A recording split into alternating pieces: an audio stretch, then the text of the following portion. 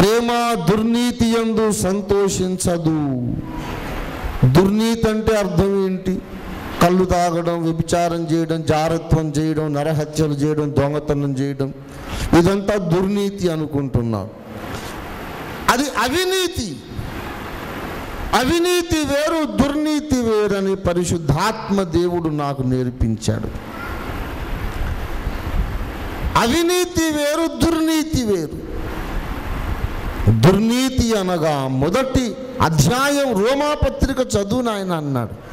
యేసయ్యే నా బోధకుడు, యేసయ్యే నాకు నా అధ్యాపకుడు, ఆయనే నన్ను చెక్కిన శిల్పి. రోమాపత్రిక మొదటి అధ్యాయం 18వ వచనం. దుర్నీతి చేత సత్యాన్ని అడ్డగించు మనుష్యుల దేవుడే నాకు చెప్పాడు. రెఫరెన్స్ చెప్పి చదువుకో అనడమే. రోమాపత్రిక 1:18. నేను 10 ఏళ్ల ప్రాయంలో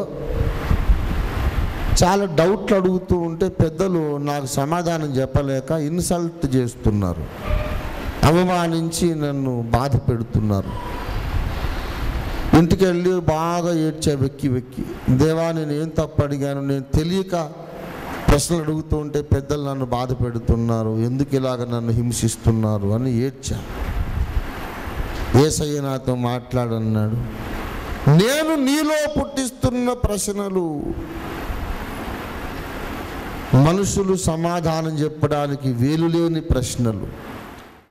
అడగాలి, నేనేం కోపగించుకోను. ఇది బైబిల్లో ఎక్కడుంది అని అడిగినప్పుడు కోపడ్డాడనుకో, ఆయన మాట్లాడింది నేను కాదు, సైతానని అర్థం చేసుకో. ఈ మాట బైబిల్లో ఎక్కడుంది అంటే మాట్లాడిన వాడు సాతానైతే వాడు కోప్పడతాడు, మాట్లాడిన వాడిని నేనే అయితే ఆనందిస్తా. ఎందుకంటే బైబిల్ రాసింది నేనే కాబట్టి. అప్పుడప్పుడు దేవుని స్వరములాగా సాతాను కూడా మాట్లాడతాడండి. దేవుని స్వరాన్ని అనుకరించి సైతాను కూడా మాట్లాడతాడు. అయితే మరి సైతానా దేవుడా? ఎవరు మాట్లాడుతున్నారు? ఎలా తెలుస్తుంది? Simple test. బలమైన స్వరం వస్తుంది, దేవుడో దయ్యమో తెలియదు. అప్పుడు ఏం చేయాలంటే ఇది బైబిల్లో ఎక్కడుందని అడుగు. నేనైతే సంతోషంగా నీకు వచనం చెప్తాను. దుష్టుడు మాట్లాడితే కోపగించుకొని నేను మాట్లాడితే మళ్ళీ బైబిల్ అంటావు, తెలుసుకోవాడు సైతానని. దేవుడు ఎప్పుడు మాట్లాడినా బైబిల్లో ఒక వచనం చూపకుండా నాతో ఎప్పుడు మాట్లాడలేదు. ఒకవేళ మాట్లాడినా నేనే అడిగాను, ప్రభువా ఎక్కడుందని. దేవుడు మాట్లాడుతున్నాడు. దుర్నీతి అనగా సత్యమును అడ్డగించే మనస్తత్వము. అది వాక్యానుసార వ్యాఖ్యానము. దుర్నీతి అంటే a mental attitude that opposes the truth, a mental attitude which hates the truth, a mental attitude which doesn't cooperate with the truth. సత్యముతో సహకరించక, సత్యమును వెదుకక, సత్యమును ఇష్టపడక, సత్యాన్ని వ్యతిరేకించే ఒక మనస్తత్వం పేరు దుర్నీతి. 1 కొరింథీ 13:6 ఉన్న మాట, దుర్నీతి విషయము సంతోషించక సత్యమందు సంతోషించును, ఆ ప్రేమ కలిగిన సంఘాన్ని కట్టు అన్నాడు. అప్పుడు అన్నాను, మరి కర్మలు ప్రార్థనా మందిరం అని పెట్టొద్దన్నావు, ఏమని పెట్టాలంటే 1 కొరింథీ 13 ఉన్న ప్రేమ, ఆ ప్రేమ సంఘం అని పెట్టు. మరి ప్రేమ సంఘము అంటే మనుషులు అపార్థం చేసుకుంటారు. ఇదేం సంఘం రా ప్రేమ సంఘము? ప్రేమ పక్షుల సంఘమా? ఏం సంఘం? కనుక 1 కొరింథీ 13లోని ప్రేమకు గ్రీకు భాషా పదం అగాపే, అగాపే అని పెట్టు. దేవుణ్ణి అప్పుడే అడిగాను, పేర్లు కూడా అప్పుడే స్టార్ట్ అయింది. ఆయన అగాపే కుష్ఠరోగుల ఆశ్రమం ఒకటి ఉంది. అగాపే బ్యాప్టిస్ట్ చర్చ్ ఒకటి ఉంది. నేను అగాపే వాళ్ళు అగాపే అని పెట్టుకున్నారు కానీ ఆ మాటకు అర్థమే తెలీదు. అగాపే అంటే సత్యము కొరకు పోరాడిదన్న కాన్సెప్ట్ ఉందా? నువ్వే రియల్ అగాపే. అసలు సత్యం గొడవే లేదు అక్కడ. ఆకలి అయితే అన్నం పెట్టు, బట్టలు లేకుండా బట్టలు, ఇది అగాపే అనుకుంటున్నాను. ఆ గొడవ కాదు నాయన. ఆకలి అయితే అన్నం పెట్టడం, వస్త్రాలు లేకపోతే వస్త్రాలు ఇవ్వడం అగాపే కాదు. చెప్పలేదు, కాల్చబడుటకు నా దేహమును అప్పగించినను, బీదల పోషణకైన ఆస్తి అంతా ఇచ్చినను. ప్రేమ లేకపోతే 40-50 మంది అనాథలకు శరణాలయం పెట్టడం అగాపే కాదు. పౌలు క్లియర్గా రాశాడు, బీదల పోషణ కొరకు నా ఆస్తంతా ఇచ్చిన ప్రేమ లేని వాడనైతే వ్యర్థుడను. అంటే బీదల సేవ అగాపే కాదు. అగాపే ప్రేమ లేకుండా కూడా బీదల సేవ చేయొచ్చు. బీదల సేవ చేసి కూడా నీవు వ్యర్థుడవైపోవచ్చు అగాపే ప్రేమ లేనందుకు. అగాపే అంటే వీళ్ళందరూ ప్రేమ అంటే చాలా ప్రేమ, అందరి కోసం మనం సేవ చేయాలి, బీదోళ్ళకి అన్నం పెట్టాలి. అబ్బా ఇంత అగాపే అనే కాన్సెప్టే లేదు వాళ్ళకి అసలు. What is agape love? Is not caring for the poor people. Agape love is fighting for the truth, fighting against the false doctrines. That is agape love. అదుందా?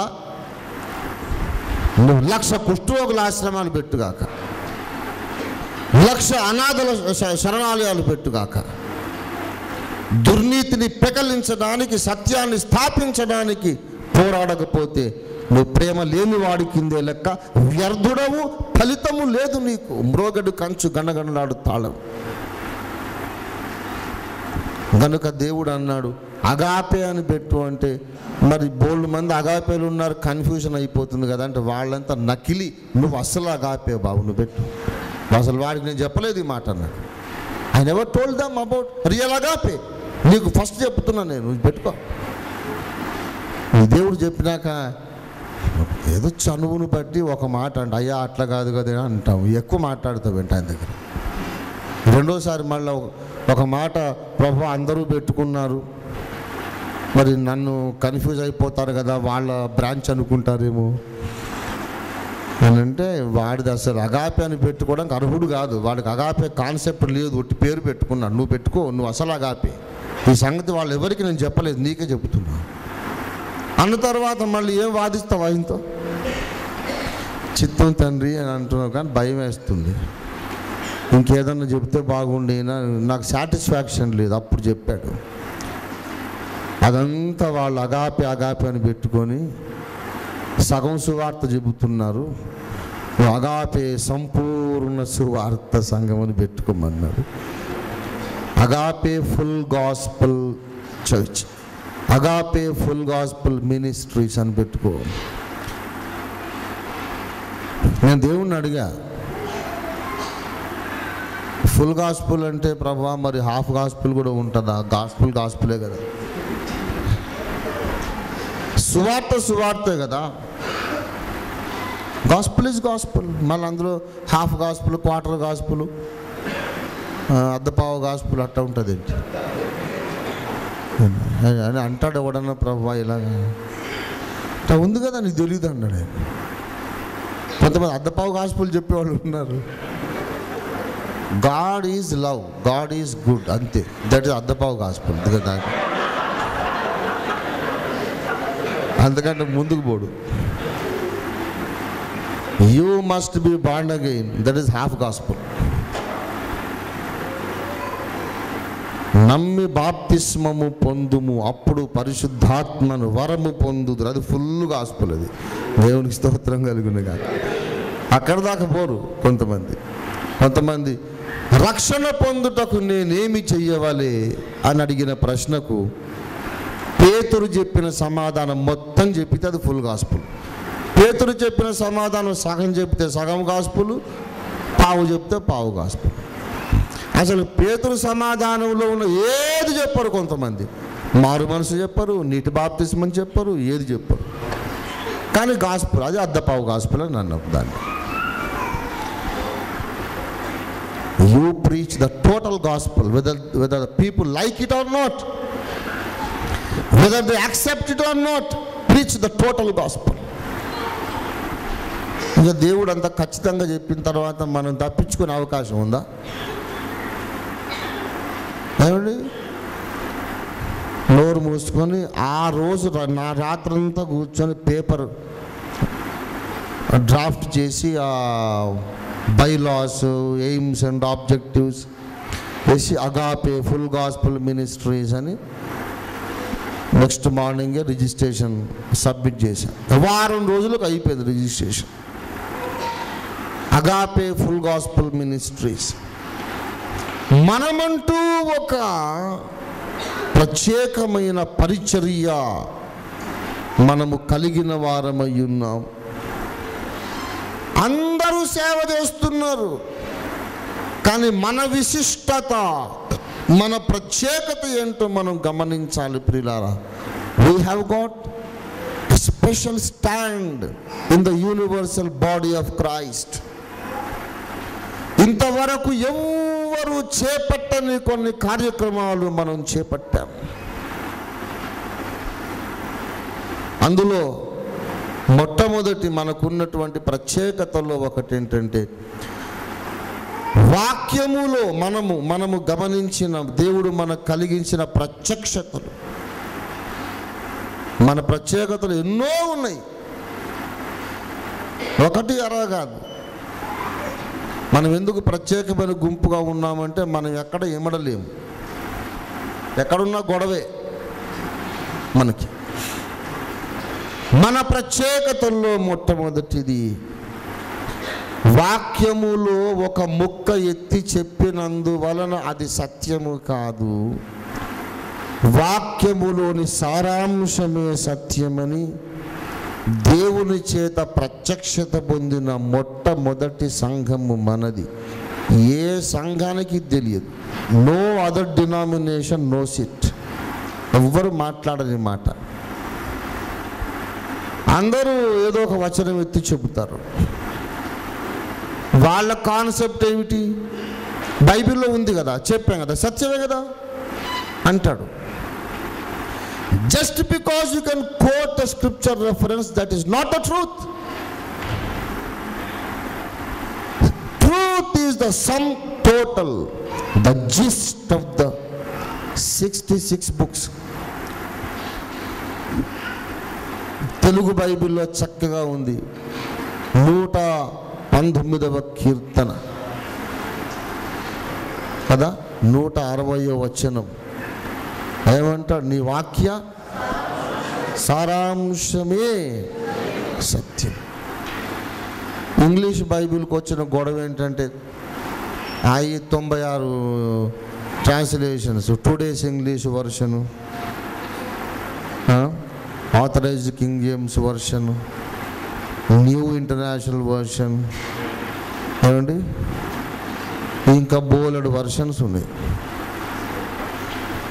ఒక్కో వర్షన్లో ఒక్కో వచనం కరెక్ట్, ఒక్కో వచనం ఇంకో వచనం. Telugu Bible, I'm so happy about the Telugu Bible. This is the closest translation to the original tongues with minimum flaws. నీ వాక్య సారాంశము సత్యము. The gist of the scriptures are the truth. దేవుడు నాకు నేర్పించిన సత్యం ఆయనే నాకు నేర్పించాడు. ఇప్పుడు దేవుడు అనే మాట ఉంది, కుమారుడు అనే మాట ఉంది, బాప్తిస్మము అనే మాట ఉంది, రెండవ రాకడ అనే మాట ఉంది, పునరుద్ధానం అనే మాట ఉంది, పరిశుద్ధాత్మ అనే మాట ఉంది. ఇందులో మనకు పరిశుద్ధాత్మను గూర్చిన సత్యం, రెండవ రాకడ గూర్చిన సత్యం కావాలనుకో. అప్పుడు ఏం చేయాలంటే, ఆది కాండం నుంచి ప్రకటన దాకా పరిశుద్ధాత్మ అనే మాట ఎక్కడెక్కడ ఉన్న మొత్తం అన్నీ ఒక చోట రాసుకోవాలి. ఒక రిజిస్టర్ తీసుకోండి. పరిశుద్ధాత్మను గూర్చి ఎక్కడెక్కడ రాయబడింది? దేవుని ఆత్మగాధ జలముల మీద అల్లాడుచుండెననే వచనం రాయడు. అక్కడి నుంచి మొత్తం అన్ని యెహోవా ఆత్మ సౌలు మీదికి రాగా, యెహోవా ఆత్మ దావీదు మీదికి రాగా, యెహోవా ఆత్మ నా మీదకి వచ్చిన్నది, ఆఖరిని అది ఆత్మవి పెండ్లి కుమార్తె రమ్మని చెప్పుచున్నారు వరకు ఆత్మను కూర్చి ఎన్ని రెఫరెన్సులు ఉన్నాయో అన్నీ రాసుకో, అన్నీ ఒకచోట పోగేసి ఇప్పుడు బైబిల్ మూసేసి ఈ వచనాలన్నీ ధ్యానం చేయి. అన్ని వచనాలకు సమాన న్యాయము కలిగించున్నట్లు, ఏ వచనాన్ని కూడా నిర్లక్ష్యం చేయకుండా అన్నిటిని గౌరవంగా చూసి అన్నిటికీ న్యాయము కలిగించున్నట్లు దాని సారాంశము ఏమిటో బయటికి అది సత్యం. నేను దేవుణ్ణి అడిగాను, అంత ఓపిక ఎక్కడిది నాయన, మా బ్రతుకు సరిపోతుందా? అప్పుడు యేసయ్య అన్నాడు, కరెక్టే, మరి మీరు మనుషులు కాలమునకు లోనైన వారు కనుక కాలం లోపల మీకు ఇంకో టెక్నిక్ పెట్టాను. 2-3 సాక్షుల నోట ప్రతి మాట స్థిరపరచబడాలి. 2-3 సాక్షుల నోట. బాబు ఆ పని చెయ్యి. 2-3 వచనాలు కలిసి ఎక్కడైనా దొరికినాయి నీకు, అక్కడొకటి అక్కడొకటి అక్కడొకటి, ఈ 3 వచనాలు ఏకీభవించినాయి అనుకోండి, దీనికి విరోధమైంది ఏది బైబిల్లో ఉండదు ఇక, షార్ట్ కట్లో. But make sure you will not form a doctrine with 1 verse. ఒక వచనము మీద ఒక సిద్ధాంతం ఎప్పుడు చేయొద్దు. కనీసం 2-3 లేఖన వచనాలు ఏకీభవించాలి. అది వాక్య సారాంశమై ఉంటుంది. దేవుని దగ్గర ఇలాంటి శ్రేష్టమైన సత్యబోధను, సత్యమును కనిపెట్టు విధానమును నేర్చుకున్న మొట్టమొదటి సంఘం అగాపే సంపూర్ణ సువార్త సంఘం. మనం పోయి ఇంకో సంఘంలో ఎట్లా చేరుతాం నాకు చెప్పండి.